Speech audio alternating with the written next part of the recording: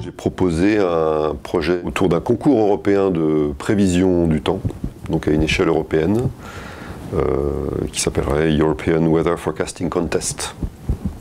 Il s'agit de mettre en place un exercice de pédagogie ludique sous forme d'une compétition entre l'INPT ENM et 4 universités européennes que j'ai choisies parmi les partenaires Erasmus de l'INPT. Donc Bergen en Norvège, Bonn en Allemagne, Manchester au Royaume-Uni et Uppsala en Suède. Grâce à un jeu dont le but est de prévoir pour le lendemain différents paramètres météorologiques, on va développer une pédagogie active d'échelle internationale, donc qui sera très motivante pour les élèves. Donc on alternera les prévisions sur les villes participantes, et la saisie des prévisions et la consultation des scores nécessitent la création d'une page web dédiée. Il y aura aussi un forum en anglais qui permettra des échanges entre les étudiants et entre enseignants et étudiants, donc des différentes universités. Et ensuite, chaque manche donnera lieu à la rédaction d'une synthèse par un groupe d'étudiants. Donc pour revenir sur ce qui s'est passé, est-ce qu'on avait bien prévu, mal prévu, pourquoi on s'est trompé, c'est très important, c'est très formateur. Ensuite, à la fin, une cérémonie de remise des prix qui se tiendra la première année à l'ENM à Toulouse, avec les représentants des 4 autres universités et éventuellement les gagnants, les vainqueurs du concours. Donc le projet que j'ai proposé comme innovation pédagogique, avec de nombreux collègues qui sont coporteurs de ce projet, entre dans le cadre de l'enseignement en prévision du temps. Donc c'est le cœur du métier de Météo France. C'est bien sûr de savoir prévoir le temps. C'est ce qui apparaît un petit peu comme la partie émergée de l'iceberg pour les usagers, le grand public, à la télévision, dans les journaux. Nous avons mis en place là, un comité d'organisation, c'est-à-dire un représentant dans chaque université pour ce concours de prévision.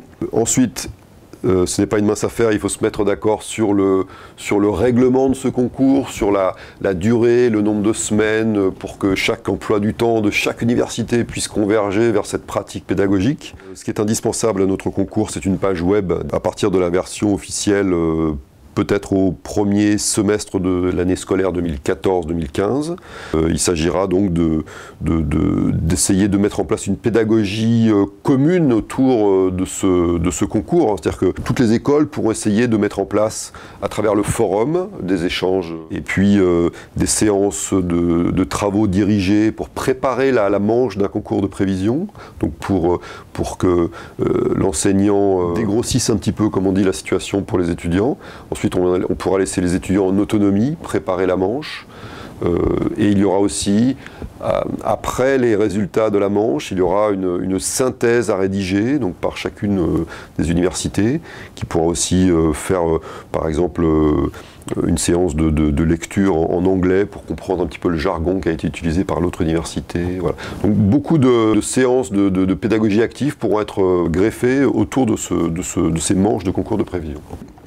Donc ce qui est important, c'est que ce concours de prévision permettra une transversalité des matières. Donc tous les départements de l'ENM pourront utiliser ce concours de prévision pour des séances de travaux pratiques, par exemple.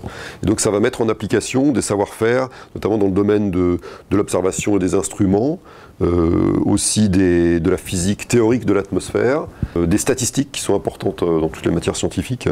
Le concours permet vraiment de comprendre tout ce qui se cache derrière ces cours de théorie. Donc au sein de l'ENM, ce concours de prévision permettra d'organiser l'enseignement pour les élèves ingénieurs, également les élèves de master au ASC, également les techniciens supérieurs de Météo France et les techniciens militaires des 3 corps d'armée, armée de l'air, armée de terre et marine nationale.